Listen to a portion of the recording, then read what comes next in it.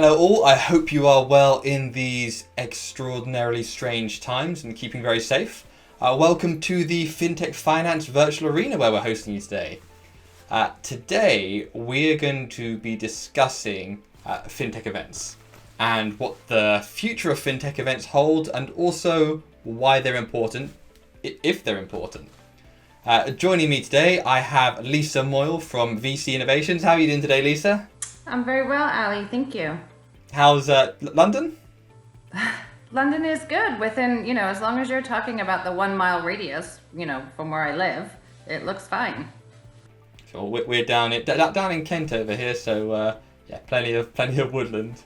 I've never spent so much time within such a small distance of where I live, so I've become far more acquainted with all the things in my immediate vicinity. Excellent. And joining us from Paris is Laurent Nizri from Paris Fintech Forum. How's Paris, Laurent? Yeah, since this week we are on lockdown, so we can go out, so that's a change. But we try not to do too much, but still, it's good to be able to walk much more than 1 mile. So, but by the way, I'm really missing our regular meeting at each event every 2 weeks that we should have had since the last 3 months. And that we didn't. Absolutely. Do you know, it's there's a lot of that. There's a lot of people that you usually see, and you suddenly go, I haven't seen these people for ages. Yeah, I mean, it's like I was discussing that with my kids this morning because one of the only good things of this lockdown is I've never seen my kids so much in the last 3 months. That I think much more than in the previous 2 years. So that's definitely a good thing. And I was comparing us. The kind of job we are doing, you, I, Lisa, and all this ecosystem, we are used to see each other regularly in those events. And we are missing it a bit like the kids, even if sometimes some love school, some don't love school, but they like to see each other. They like to be together and they are missing and they are waiting for when can they be together. We are a bit the same. I'm not sure I miss specific event, one or another, but I want to meet all of you guys. I miss you. Yeah, I think that's so true, Laurent. I mean, it's amazing what you don't realize the important information that you pick up from those casual conversations from people that you're used to seeing fairly regularly. Completely agree with you, Laurent. The upside, I don't think I've ever spent this much time with my children. Although my daughter did say to me, week 2 into the lockdown that she wished I was a key worker. But it's definitely a lot of us. Okay, exactly. So well, let's backtrack. Let's go back in time a few months. I want to look at what the fintech event industry used to be like as a whole, because there was a lot of events. I know in 2019 we partnered with over 400 at Fintech Finance.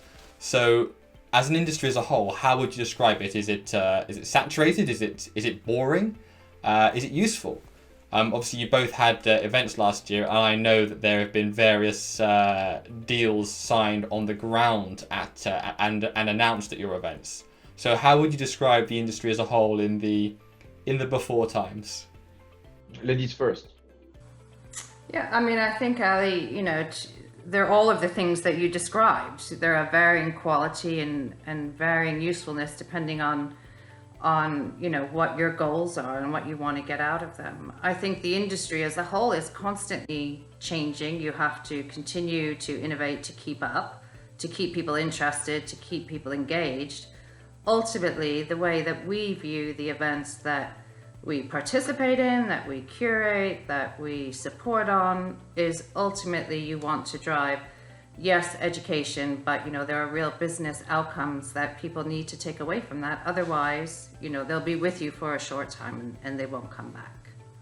So I think it's an industry, obviously, that need to change has been rapidly accelerated by the situation we find ourselves in. But as a whole, I think the industry was evolving for a number of reasons.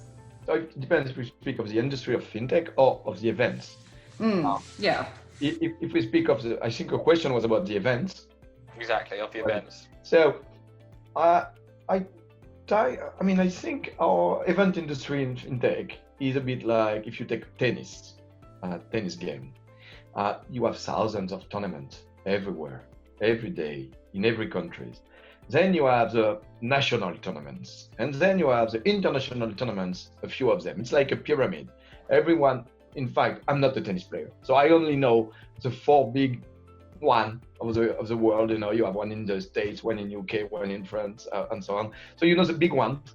But of course, the players to arrive to be selected to play in the big one, they have to play in many national ones, and they have to play to play in the national one. They have to play first at the beginning of their career in the small one to be discovered. So I see our industry a bit the same. All those events, even if you say they are 400 plus, and honestly, that's sometimes a bit silly when you see so many. And if you open it, sometimes you see program not relevant, or even you could think at the first sight, it's nothing is relevant. But you know what? To build my event, I try to think it's one of the worldwide now today of the best known. To build it, I needed all the small ones. I've been in almost all of them, because in all of them you can find something interesting. Sometimes it will be a guy who would be, the company would be very interesting later. It could be a concept. It could be a community that you didn't know. Because if you swim always in the same pool, you meet always the same people. So, in fact, of course, this industry was a bit overwhelmed, sometimes overpriced. But globally speaking, I think all this ecosystem is like working all together. We all need each other's. The big fish need the medium fish need the small fish, and globally speaking, the fintechs and the banks, because it's not only about fintechs, it's financial industry, they need different kind of podiums, different niche of expression, different formats. In some formats they pay to speak, in some others they die to speak, in some others they can promote their show because they have plenty of space to do whatever they want with a booth and to do shiny stuff. In some others they are like very constrained, and all of that is useful for their needs to develop their value proposal. And of course, in all of them, you do what you can't do today, meet people, and which is as much important as the content delivery, which is random. You meet someone, and perhaps together you will build the next business of tomorrow.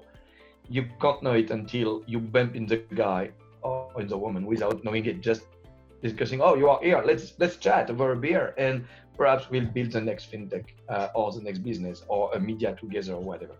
So that's my view on the industry. I think the word you use there, which is so hard to do, not face to face, is random. The things that I love about events is those comments, those statements, those phrases, those conversations that sometimes you just overhear, that you can spend years Googling, you'll never come across that. And those are things that I always find has an impact and kind of and sticks with you and changes how you do your business.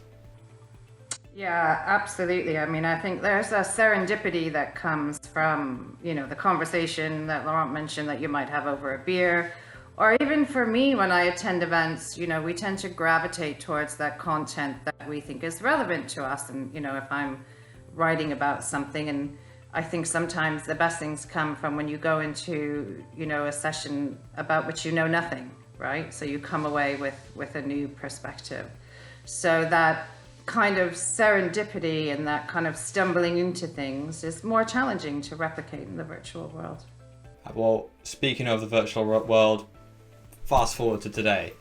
So as of today, Cybos is cancelled. Obviously, they're not an events company. They're Swift. Money 2020 has been postponed.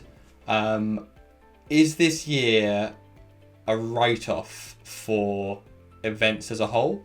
And what's the kind of knock-on effect going to be? The example I want to bring up is I spend far too much money at Cafe Nero.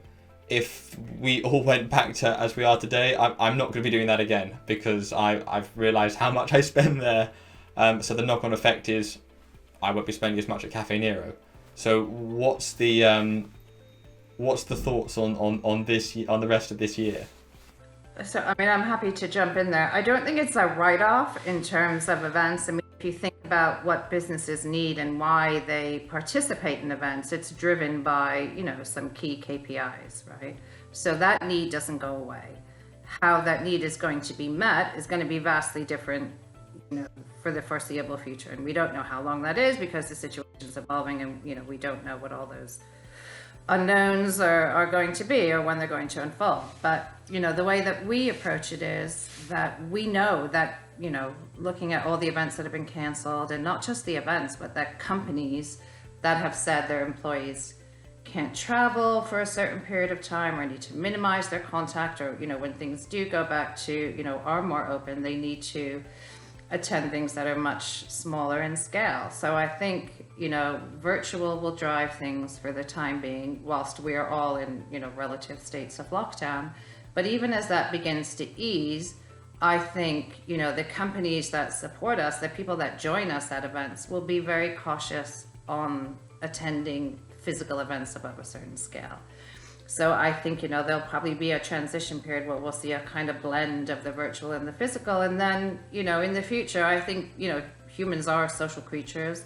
Laurent described really well the kind of power of meeting people in person, and the things that you can't plan, and the ideas that are thrown up in the end, in the air when you meet someone in person. So the future will look different, but I don't think we'll be spending the rest of our lives, chatting online. Let's say, to answer your question, you were there. I'm a bit lucky in that because 2020 is not a write-off for me. We did it in January. And I will say unfortunately, because honestly, I wish all the other events would have happened because I miss them, all of them. But unfortunately, until now, I am the only FinTech event happened this year. If you of course keep the small 30 people guys, but we had 3,000 people from 75 countries, 55% being international. We had 320 CEOs and chairmen on stage, on 7 stages, 2 days. We have 65% of our participants were CEO and C-level. It was astonishing. It was the best edition ever. And who could think at this day it will be perhaps the last? Because let's face it, it will be very difficult to build such kind of big event. As Lisa just mentioned, people are beginning to be very cautious. Some big American companies, who are part of our sponsors and our visitors to all of us, they say you cannot travel in events anymore until June 21, not June 20, June 21. Another thing you have to take into account is most of the business, perhaps not directly the specific fintech, but everybody, we are all commonly, we have lost 3 months of our life and also of our business.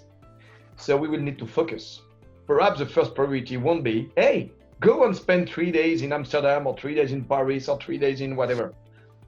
Please first do some direct return on investment job and let's discuss later. So companies will need exactly like after any kind of crisis to focus on what give a return on investment very quickly first. Secondly, even if we, for example, in France, we begin to be out, life begins to be quite okay, but we all have masks. And people are cautious. They are 1 meter from each other. My kids don't go to school. When they ask to meet together, we are always a bit freaky. So that means trust is, of course, still not there. And to build a big event, I'm not speaking of small. Okay, of course, we will have, I think, quite quickly, a small gathering of 100 local people. French with French, UK with UK, US with US, 100 people. But our business is to put together 3,000 plus people from all over the world in a confined space and to shake hands and to discuss closer than 1 meter. It's not totally COVID compatible. So the problem is we will need to have trust back for a long time, because even if, imagine we begin to have, by luck, it seems to be okay next month, we go out, we do this kind of gathering and we improvise meeting outside and so on. To organize an event, you need like 10 months before the D-Day to convince sponsors to give quite a lot of money, to build something in 10 months. That means that your sponsors have the trust that in 10 months, such a gathering would be possible.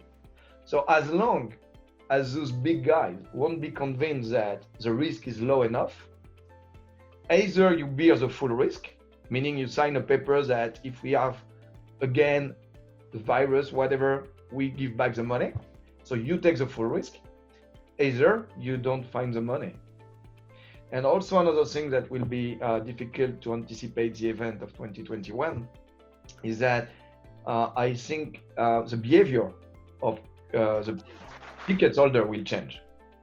Meaning, a bit like in tourism, I think most of us, we had issues with our airplane tickets. We have not been fully refunded, or we are still fighting to get refunded.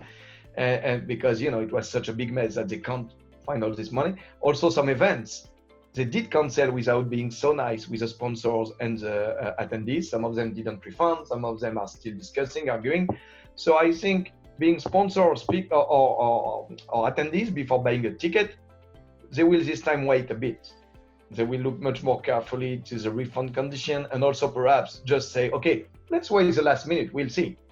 Let's wait, if the event is in Jan, let's buy the ticket in Jan. That's very hard to build an event if you make the money at the last minute. So all that makes me think that the most difficult part is not for the end of this year event, physically speaking, because those ones are mostly events who were planned, already sold, postponed. So they have to happen one way or another. If the law lets them happen, they will do it, because they lose less money to do an event which doesn't have success than to refund everybody. So those events who are postponed since March or whatever, and that have already sold, they will happen unless the government say you can't do it.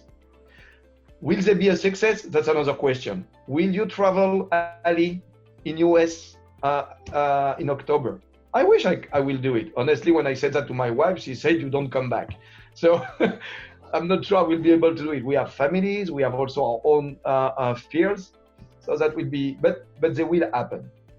Problem is more for the 2021, because you need, if you want to build them now, you need to sign your sponsor today. And try to go and sign a big sponsor for $250,000 right now for an event in 2021. Not so easy.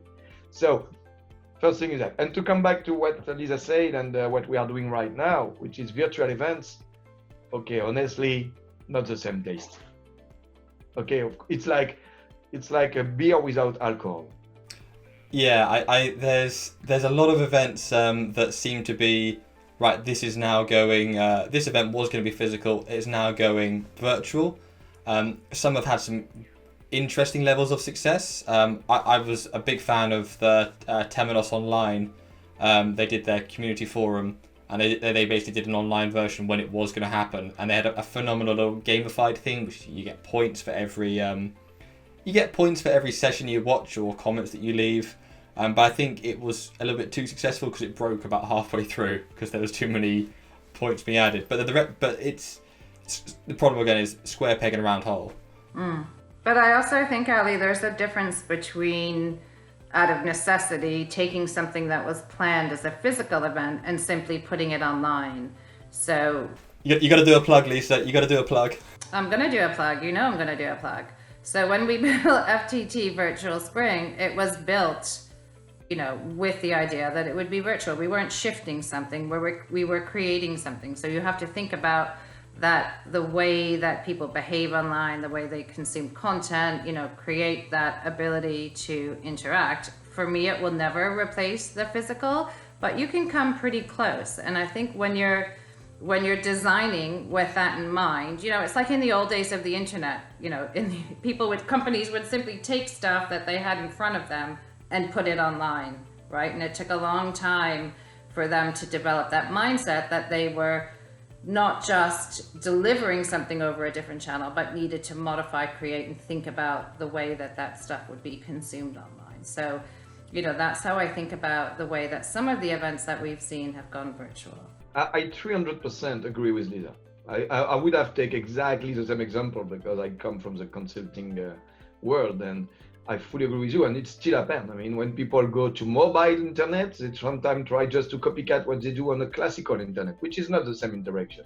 But it's exactly the same. I fully agree with you. Just thinking that doing a virtual event is putting cameras and doing just the same conference and putting them online and say, oh, you can attend, it's a fail. So what you did seems to be the good approach, which is build something from scratch for the digital and so on. I'm just saying that perhaps it's just a personal taste, but I think it's not the same feeling. But of course, it's interesting. By the way, we have no choice.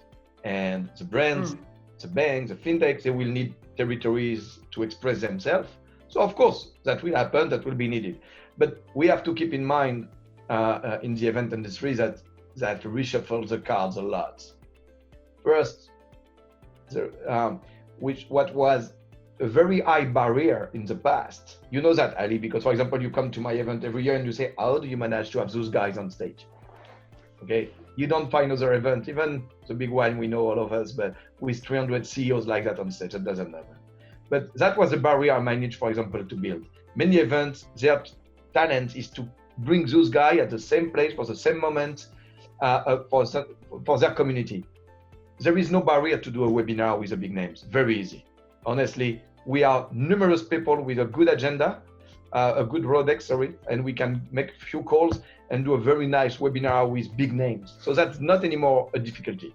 So anyone can do it, anyone. That's why you have like one webinar invitation every 10 minutes in your mailbox. You can do it for almost no cost. Of course, if you do it with no cost, quality is very low. As you are doing today, my friend, you are not really using only Zoom, you are doing post-production, you are doing...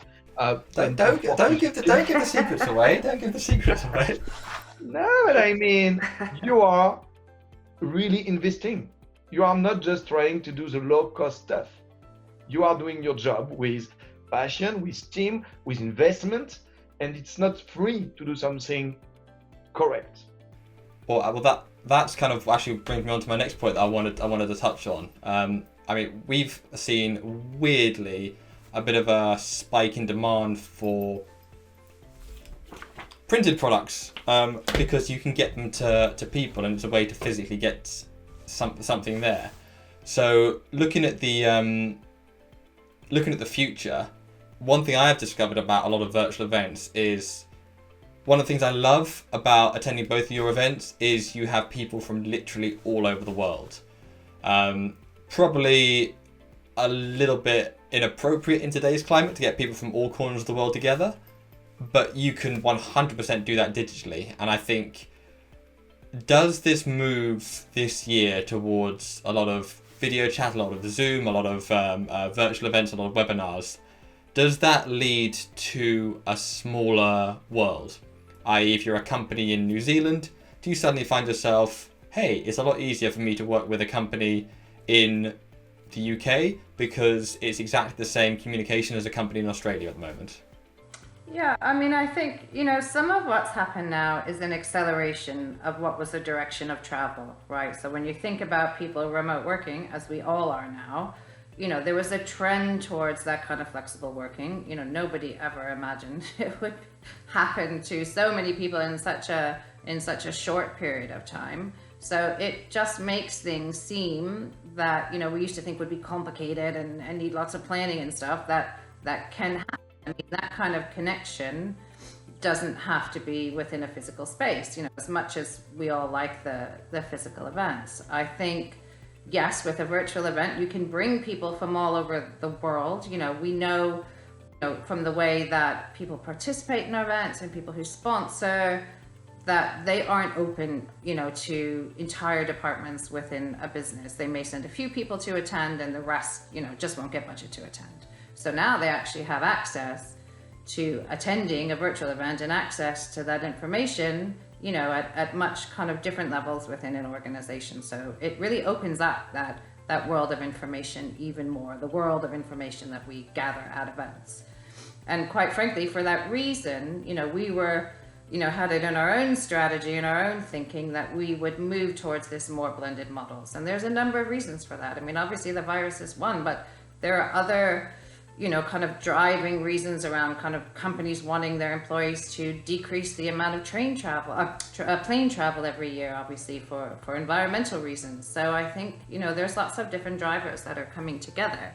I don't think it will do away with the desire or, the benefit of physical events, but I think it will change them.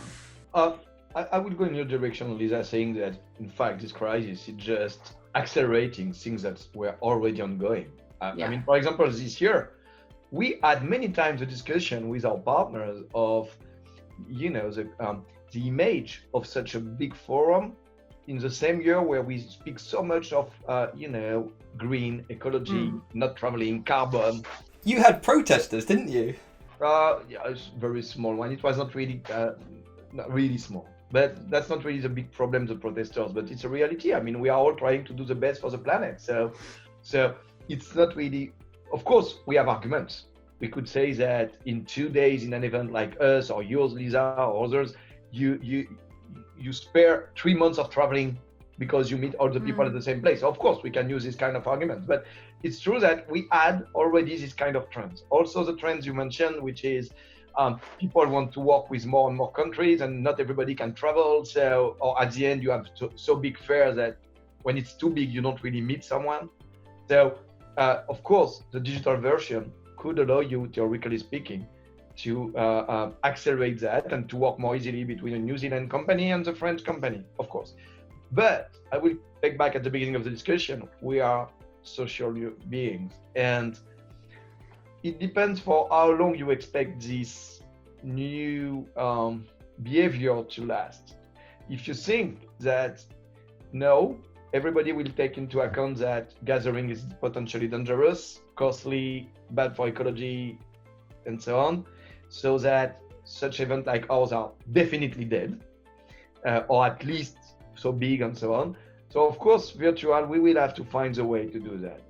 On the other way, you could just think that if we are really social beings, one day or another, like after all the previous epidemic, people will gather again because they need that. And it's quite different. Let's give just an example. In our respective countries, we all have this scheme to lend money to companies during this crisis. And the banks are distributing these schemes, but they don't distribute to someone they meet online. They distribute to their existing customers only. And I think what will happen this year is that you will work with a New Zealand company if you met them before, but not if you just met them this week in a virtual event. Of course, if the 3 next year we are confined, we will begin to have new behavior and we will begin to trust someone I met only online. But I think the short-term impact will be that good for the one who have been in the event just before the lockdown, because they have signed deals, they have done a lot of meetings. We had 6,000 one-to-one meetings in my event, and I can tell you they are all very happy because it's their last one-to-one meeting for the year. So they are using it to make real business because people still prefer to work with someone they knew. For even in our business, Ali, I mean, if I had to do something in media, I will call you first. We know each other. I will call the one we worked together before answering a new media, sending me an email in the middle of the 2,000 emails I receive every day to propose me a new thing to do online. I will trust the guy. I did first something which was printed, physical, or because we met together, because we know each other. So this trust before was going by this physical interaction. Of course, that will change with years. I mean, we know the direction is going to much and more internet, virtual, and so on. But I think the transition is not done. No, but I mean, picking up on the element of trust, I think there's a number of factors that will impact the industry over, the next year or 2 years. There's, as I said, there's so many unknowns. One is that a number of countries are going to be in recession. So it's not just us that's going to be impacted. It's, it'll be fintech's first real big recession for a lot of these companies. So I think there'll be a lot of uncertainty about, speaking to the trust issue, how many, of those companies that you might have been thinking about working with will be able to come out the other side. So you can't the broader macroeconomic forces of what's going to be a recession. It's going to be a sharp recession. We don't know how long it's going to go on. Every industry pretty much that we and company we work with will be affected in some ways. Yes, there'll be some winners, but there'll be more companies that are put under pressure.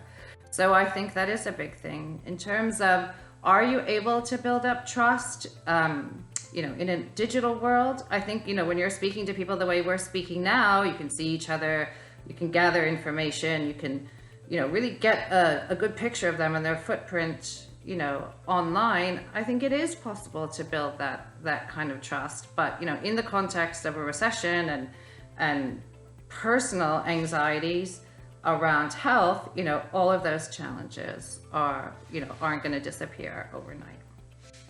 And emphasize a point. My point is more to say that I don't believe we arrive in a world where we'll stop definitely together. I do believe that for the next year or so, it will be very hard. And not only for the next few months, as I mentioned previously. One day, we'll all be back. And we'll need to be at this Cafe Nero or whatever, to be together, to take a coffee, a beer, whatever you want, shake hands. And of course, why I fully agree with you, Lisa, is the world will never be the same also in that way. Because during that period where it will be tough to come back together, virtual will grow up. Because honestly, today, the tools, and when you go to such events, it's like the V0. It's so bad. Yeah. I mean, we don't have the good tools. We have to do a lot of things manually to make it happen a little, to make it look like a bit professional. But you have plenty of tool sellers telling you they have the best platform ever. But when you dig in, honestly, it's really bad. It's really level 0 of what you could expect. But why? Because we didn't need really it before. It was just an added value proposal. Today, we need it because we can't do real events.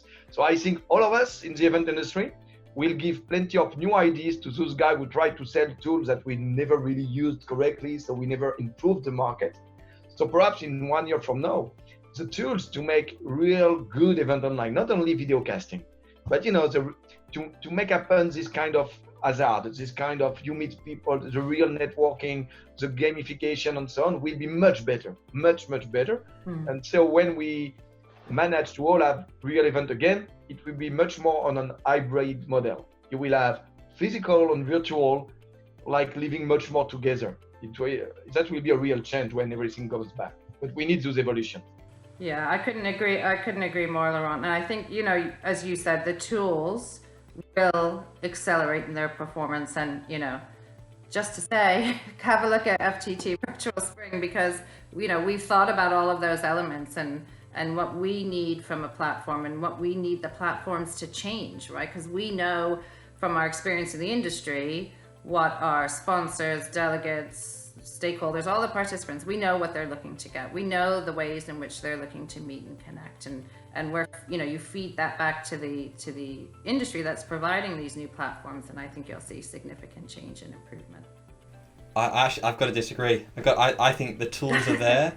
The tools are definitely there. There's something out there at the moment that before this even happened was hosting incredible online virtual events, but nobody in the fintech space would.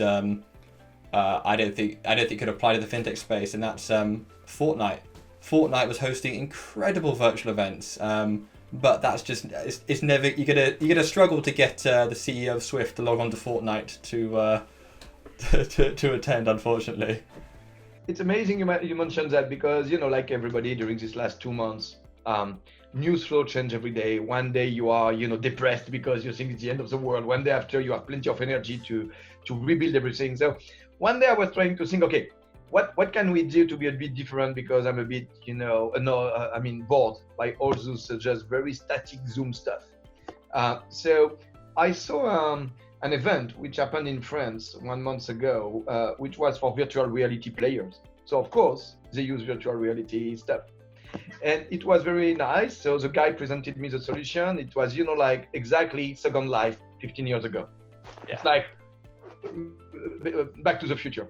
So it's like Second Life didn't really change, quite the same pixel stuff, but you can build your own amphitheater, you can build your own rooms, you can build booths for the sponsors. So I find it nice. So at the end of the conversation, I think, okay, I should do that. And then I called a few of my sponsors and speakers and say, do you think I want to look like this avatar online? They are not ready for that. In fact, we are not all ready for that. In fact, when you think alone, you say, oh, that's great, that's changing a bit. But we are still close to bankers, even if we don't put the tie anymore. So we are not ready to be avatars only and not seeing our face anymore, just playing games like in the game you mentioned, where my kids love. Well, guys, that's been absolutely brilliant. Thank you very much for your time there. Where can we find out more about yourself, Lisa? Plug again. One more time. FTT Virtual Spring will go live on the 10th of June. So if you just go to Google or whatever other search mechanism you may choose, FTT Virtual Spring, and you'll find all the information there. And this isn't a plug, this is just a comment. The response we've had, because you don't know, people are gonna, how many people are gonna be interested in attending a virtual event, and we were, hopeful, but actually pleasantly surprised at the response from the market. So it's been fantastic. And Laurent, obviously, you actually said Paris Fintech Forum is going to maybe take a break before even before this even happened. Where can we find out more about yourself? Yeah, so as you know, you were there. I mentioned on stage that we wanted to make a break to reshuffle the event, to think it differently. So of course, we didn't think that break would be that kind of break, but it was already planned not to be exactly the same, not the same date, perhaps not even the same country. We are still working on it, of course, with less speed, because to work that kind of thing, you don't work alone in your room. You need to work with your partners and so on, and they are a bit busy right now. But so let's say we don't want to have two definitive sentences right now. It's a bit early, but let's say it will be hard to say that we are back so quickly than January. More information to come, but we are still communicating a lot about the next step and how we try to build that with the community on our Twitter channel, Paris Fintech Forum, on my LinkedIn page. You just look for my name. And another thing, I'm also chairing an association in France. We are the main digital economy association, and I'm heading digital events for that one. And for example, we have one, the 2nd of July, where we will, for example, have an exclusive interview with the European Banking Authority chair. We will have also a panel with a CIO of Banque de France and Tink CEO. And also we will have all the neobanks, French neobanks, like Boursorama, Orange Bank, and so on, CEOs on stage. So of course, we'll be virtual, not the classical stage, but it will be nice to find back all those guys. The event will be mainly in French, but 1/3 of the session will be in English. So Brilliant, excellent. If you want to join, just go on find me on email, on LinkedIn, and we communicate a lot on my LinkedIn, on Twitter. Boom, awesome. Thank you very much, guys.